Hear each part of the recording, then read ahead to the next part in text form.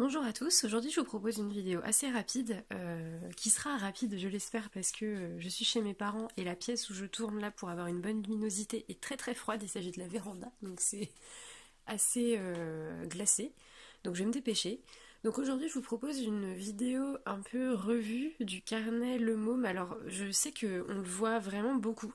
Moi-même quand je l'ai acheté en fait, je l'avais pas forcément vu quelque part, je l'avais juste repéré sur Amazon en fait, mais j'avais pas du tout vu de blogueuse, de youtubeuse l'utiliser, et il se trouve que depuis, bah en fait, tout le monde a celui-là. Donc voilà, c'est pas de ma faute, c'est un hasard. Mais du coup, je vais vous parler un peu plus en détail du carnet en lui-même, parce que du coup, là, ça fait un mois que je l'utilise environ, donc je peux déjà vous fournir un retour assez complet dessus. Donc c'est ce qu'on va faire aujourd'hui. Donc avant de commencer avec la revue en elle-même, j'aimerais juste vous parler d'un petit détail qui m'a vraiment pas plu en fait quand j'ai acheté ce carnet.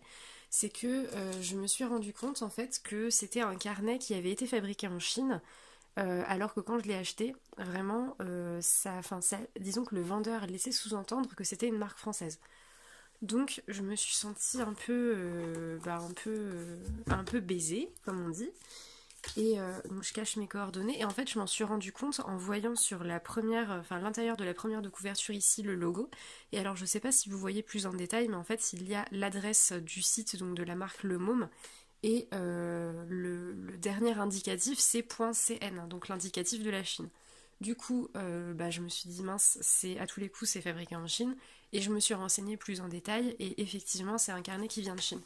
En soi, c'est pas forcément un problème. J'aurais juste simplement aimé qu'on me mente pas à l'achat, en fait, tout simplement. Si j'avais su, je me serais peut-être portée sur un autre carnet, encore que, franchement, peut-être même pas, parce que ces caractéristiques m'intéressaient vraiment. Mais toujours est-il que j'ai pas trouvé ça hyper fair de la part du vendeur de sous-entendre que c'est une marque française, parce que le nom, le môme, voilà, ça fait français. Et vraiment, la description de l'article n'indiquait pas du tout que le produit avait été fabriqué en Chine.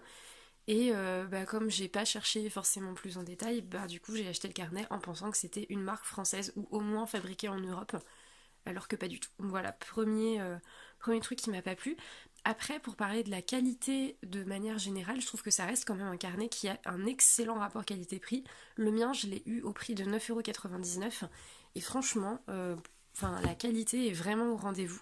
Donc pour ça, je suis vraiment contente. Je vais vous montrer un petit peu les pages déjà. Alors, je sais pas si ça se voit vraiment quand on tourne les pages, mais le papier est d'une épaisseur énorme quoi. On est limite sur de l'épaisseur d'un papier craft, voire même un peu plus. Je crois que le chiffre officiel c'est vraiment 300 grammes par mètre carré, il me semble.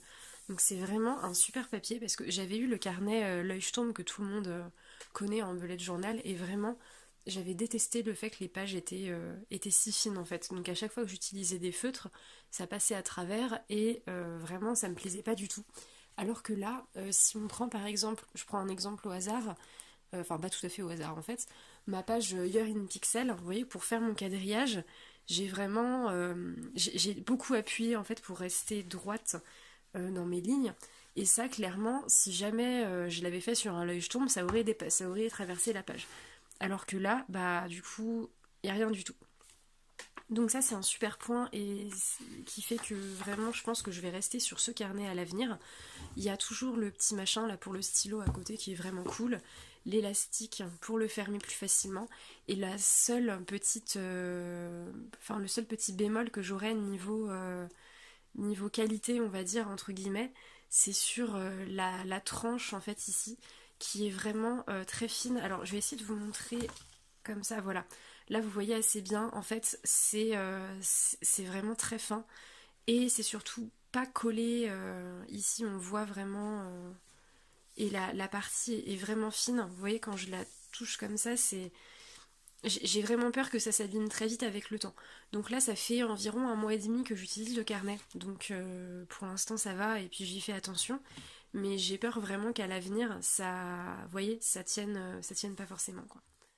L'autre inquiétude que j'avais par rapport au carnet, et là pour le coup ça m'a travaillé vraiment rien qu'au moment de la commande, c'était par rapport aux pointillés sur les pages. Donc là vous pouvez très certainement le voir assez facilement avec l'ombre. Toutes les pages sont prédécoupées avec des pointillés et j'avais vraiment très peur que, à force d'utilisation, en fait, avec le temps qui passe, les pages se décrochent, commencent à se déchirer. Et ça, franchement, pas du tout. Pour l'instant, ça tient vraiment très très bien. J'ai même jamais eu le moindre petit décrochage pendant toute mon utilisation, donc ça, c'est super. J'avais également vu sur internet dans certaines revues que des personnes reprochaient au carnet de gondoler en fait au milieu, c'est-à-dire que le papier n'est pas droit et que ça gondole un petit peu au niveau des coutures. Et moi franchement, j'ai pas du tout constaté ce problème. Les pages sont vraiment très, très plates en fait, puis même enfin, le carnet s'ouvre bien en deux et ça je pense que c'est en fait l'avantage de cette reliure ici qui est vraiment fine. Bah certes elle est fine mais du coup voilà on peut l'ouvrir et vraiment l'étaler comme ça et ça tient très bien. Donc il y a un côté positif à tout, hein, même si j'ai peur que ça tienne pas dans le temps. Mais là vraiment aucun problème, c'est très très confortable pour écrire. Donc ça c'est super. J'avais lu aussi sur internet que certaines personnes avaient eu des carnets dont les points étaient décalés en fait d'une page sur l'autre et que du coup c'était assez moche en fait quand les personnes faisaient leur tableau. Et du coup moi j'ai pas du tout eu ça non plus, donc peut-être que ces vidéos dataient un petit peu et que depuis la marque a corrigé le problème, mais vraiment même si je prends des pages au hasard, vous voyez que les points... Enfin, j'ai pas une excellente caméra pour filmer, mais vraiment les points sont bien alignés, quoi. Il n'y a vraiment pas de souci.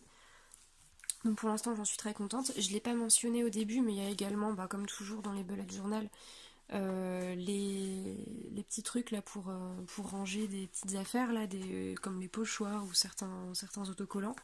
Moi, je m'en sers. Qu'est-ce que j'ai dedans d'ailleurs? Une carte de bonne année qu'on m'a envoyée. Voilà. C'est pas du tout intéressant. Ça vous en foutez complètement. Donc voilà, j'en suis vraiment contente pour le moment. Alors à part ce petit problème du début où en gros je pense qu'on m'a vraiment manipulé pour me faire penser que c'était pas une marque chinoise, enfin que c'était pas fabriqué en Chine, alors que si, ça m'a un peu refroidi on va dire, même si le carnet franchement j'en suis extrêmement satisfaite et que j'ai limite rien à lui reprocher. Bon, je pense que je recommanderais à nouveau parce que la qualité est vraiment là à moins de trouver un équivalent dans une marque française ou européenne. Pour l'instant, franchement, c'est pas le cas. J'ai jamais trouvé de carnet avec un aussi bon papier, par exemple, que celui-ci. J'ai déjà eu un Leuchtturm, j'ai eu plusieurs autres carnets dans d'autres marques, et vraiment, celui-ci, pour l'instant, il est vraiment numéro un parmi tous les carnets que j'ai pu tester. Et puis pas seulement pour le bullet journal d'ailleurs, hein, j'ai utilisé des carnets pour plein de choses. Et vraiment, celui-ci, c'est mon préféré pour l'instant. Et tant mieux, vu que je l'utilise en ce moment. Je m'en lasse vraiment pas, il est vraiment cool. Ils sont pas chers, vous pouvez les commander sur Amazon, même si évidemment Amazon, c'est pas génial au niveau des conditions de leurs employés et des impôts qu'ils payent jamais en France. Peut-être que je me renseignerai voir si on peut trouver ces carnets ailleurs que sur Amazon. Je vous mettrai peut-être ça en barre d'infos si je trouve un endroit où les commander. J'en profite aussi pour répondre à une question qui m'a été posée dans le dernier article sur le bullet journal, à savoir l'index. Je ne fais pas d'index en fait. C'est un truc qui ne m'est pas du tout utile. Je n'aime pas les index, ça ne me sert à rien.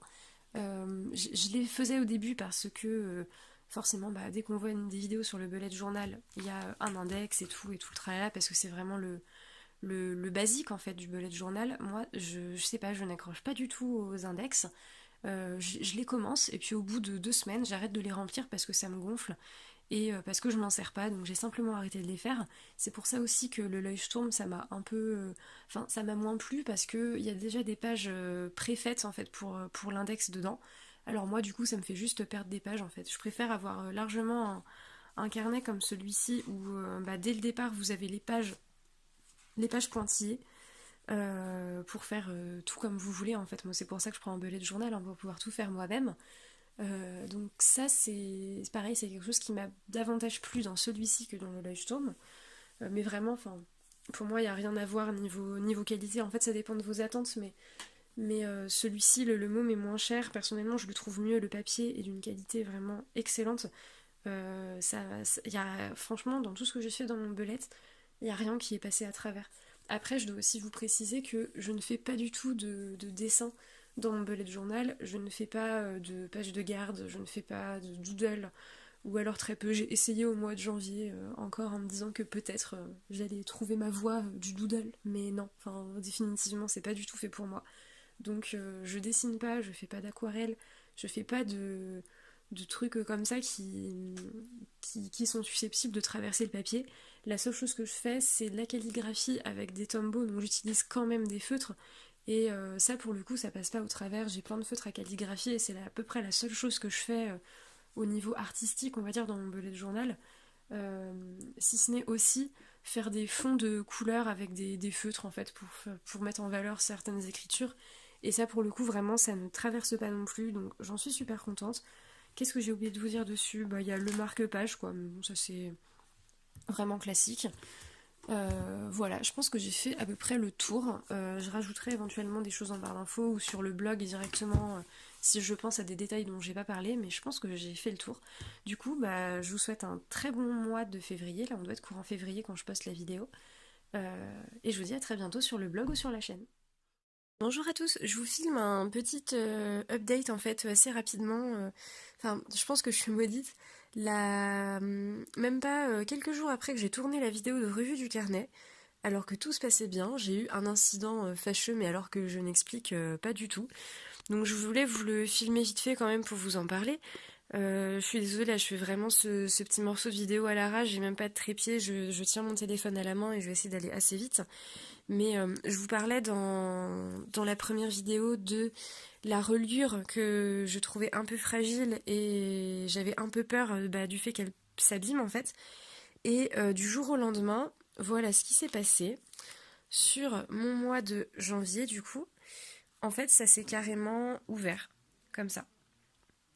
Donc je suis absolument dégoûtée. Ça s'est complètement ouvert. Et donc ce qui est étrange, c'est que quand je prends... En fait, c'est vraiment cassé uniquement sur cette page. Parce que quand je prends la page d'avant... Ouais, j'ai fait des tampons moches aussi. Ma mère avait ça. Elle m'a dit, regarde, fais des tampons et tout. J'ai essayé, j'aime pas. Mais par contre, ici, on voit vraiment que la couture est bien. En fait, elle a pas de problème. Et la page suivante, c'est la même chose. J'essaie d'éviter de vous montrer, parce que là, du coup, j'ai même pas pris le temps de masquer les, les informations et tout. J'essaie de faire attention, mais franchement, voilà, il y a ce truc, quoi, qui vient juste d'arriver. Hier soir, j'ai rempli mon bullet journal, tout était très bien. Je l'ai posé sur mon meuble, je l'ai fermé, et ce matin, j'ouvre, donc je suis pas une brute, hein, j'ai juste ouvert comme ça.